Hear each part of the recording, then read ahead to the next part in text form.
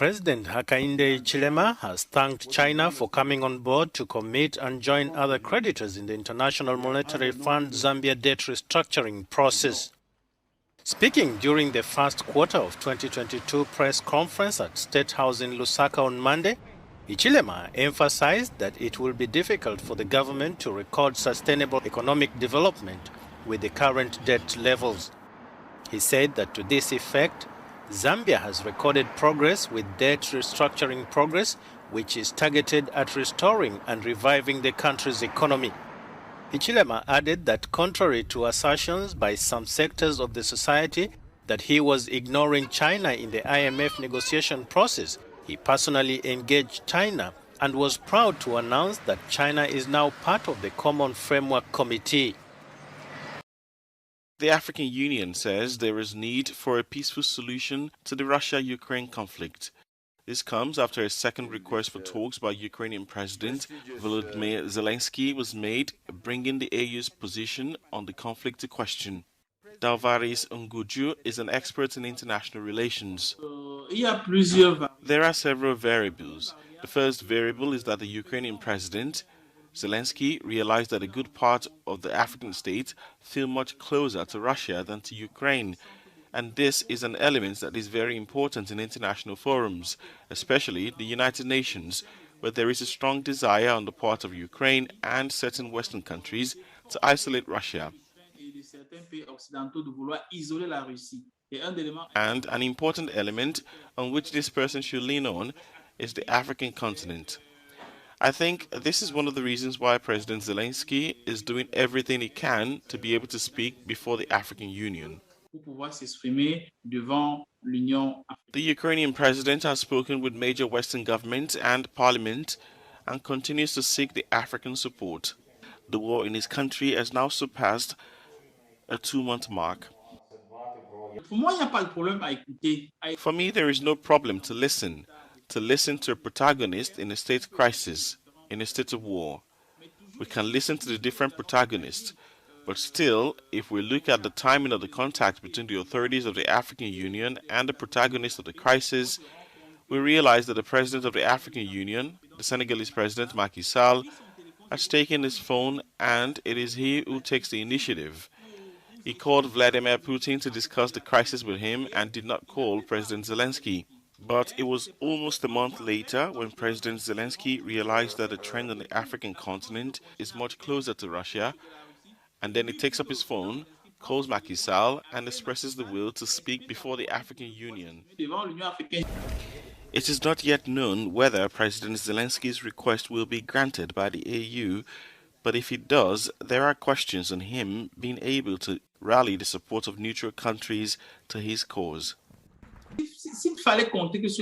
If we had to rely only on the word of Zelensky, it would be extremely difficult. But given that there are a number of Western powers that exert pressure on states, there is a chance that he may be able to gather a certain amount of support. With some African nations extending ties to Russia lately, analysts fear having a collective support of the African Union may be unattainable for Ukraine. And Mr. General Secretary, could you please tell... Senegal will further support low-income families hit by the tough socio-economic situation. The government spokesman Oumar Gueye said on Thursday all was done to avoid an explosion in prices of essential staples and other products. Reminding that Senegal is a trusted partner on the stock market, Gueye was reassuring about the cost of the measures adopted by the government. If the authorities have set up a price support scheme for wheat and abandoned some of the import taxes, many Senegalese were still forced to shrink their grocery bills. I used to buy 5 liters of oil at a maximum of 18,000 CFA francs, but now they cost nearly 27,000 CFA francs. The price of rice has also risen sharply, and worse, rice has become unobtainable. At the end of a cabinet meeting, the government announced its latest lever to support more than 540,000 low-income households. All are listed on the National Single Registry and will receive approximately $64 million to cope with the rising cost of living. The West African country is grappling with the consequences of the disruption of international trade due to the conflict in Ukraine. It is through a motorcycle that death came to the village of Abubakar Aliyu.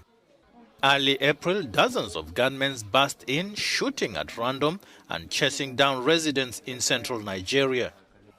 I tried to run away when I felt the bullet hit my eye. Those that were pelting the building, one of them was hit and fell down. Another was shot but did not die. 3 of us are alive. Only one died among us, and then they killed other people in the town. Each motorbike was carrying at least 2 well-armed men on the back. They were shooting people sporadically. I ran for a while, but I had to stop and I raised my hands. They shot at me. I dropped down. They thought I had died. I was short of breath. I saw them killing 3 other people in front of me. Then they left on a motorbike. When law enforcement officially arrived, they found the bodies of more than 100 villagers after the large-scale attacks, a symbol of the country's difficulty in curbing gang violence. That foray is going to be seconds and Bisa. So I'm sure the operation going on now will push them out, so we won't witness any seconds and Bisa in Nigeria.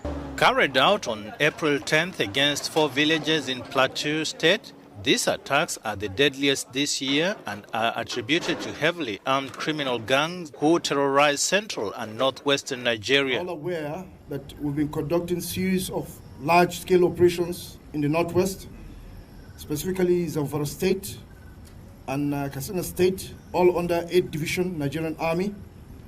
And a lot of these bandits and criminals came from there. They are looking for a safe haven where they can take shelter and run away from our onslaught.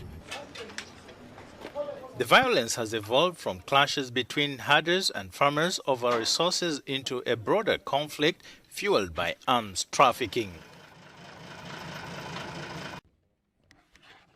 The Ethiopian government on Thursday denied claims of the announcement of the withdrawal of the Tigrayan forces.